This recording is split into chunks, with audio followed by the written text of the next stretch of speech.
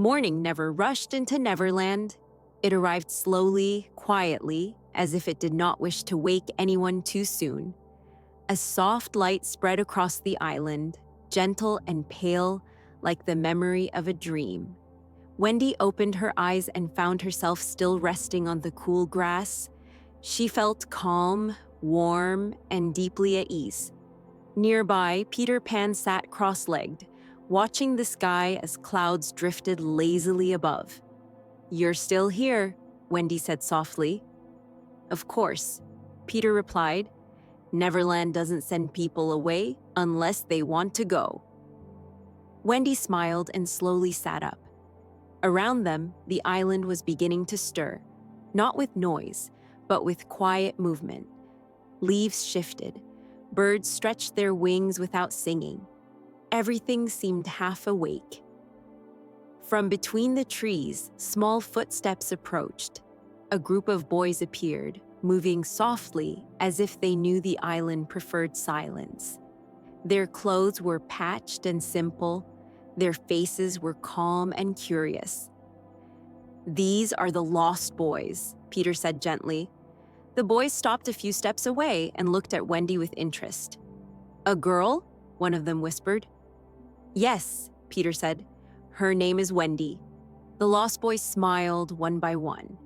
There was no shouting, no excitement, only quiet acceptance, as if Wendy had always belonged here. "She can tell stories," Peter added.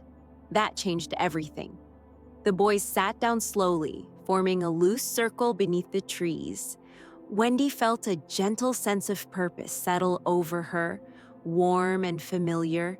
She began to speak. Her voice was soft, like the breeze moving through the leaves. She told them a simple story about a warm room, a glowing lamp, and children listening quietly before sleep. The Lost Boys listened without moving. Their eyes grew heavy. Their breathing slowed. Peter leaned back against a tree, content. "This is why I brought you," he whispered. As the story drifted on, Neverland seemed to listen too. The air grew still. The light softened. Even Tinker Bell hovered quietly, her glow dim and steady. One by one, the Lost Boys rested their heads and closed their eyes. Wendy's voice faded naturally, without an ending. The story did not need one. When she stopped speaking, no one asked for more. Silence settled gently around them. "That was perfect," Peter said quietly. Wendy felt peaceful, but also a little tired now. Not the heavy kind of tired, just the soft pull of rest. Peter stood and held out his hand. "Come," he said. "There's somewhere else I want to show you." They walked slowly through the trees. Sunlight filtered down in thin golden lines. The forest felt safe and old, like it had been dreaming for a very long time. Soon they reached a small hill overlooking the sea. The water below was calm and smooth, reflecting the sky like glass. A quiet ship rested far in the distance, barely moving. Wendy looked at it, curious. "That's Captain Hook's ship," Peter said calmly. "Is he dangerous?" Wendy asked. "Only when he's awake," Peter replied. Wendy felt no fear. The ship seemed far away, quiet and still, as if it too were resting. "Everyone rests in Neverland," Peter said, "even pirates." They stood together for a moment, listening to the soft sound of waves far below.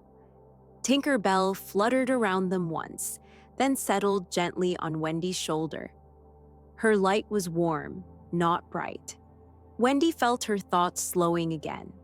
The island seemed to wrap itself around her, comforting and kind. "Will I forget this place?" Wendy asked softly. Peter shook his head. "Not while you're asleep," he said. They turned back toward the trees, walking unhurriedly. The Lost Boys slept peacefully behind them. The forest breathed slowly. The sea shimmered quietly in the distance. Neverland did not ask for attention. It did not demand excitement. It simply existed. calm and patient. And as Wendy followed Peter deeper into the soft green shadows, her steps light and her mind at rest, the island continued to dream, waiting gently for the next quiet moment when the story would drift on once more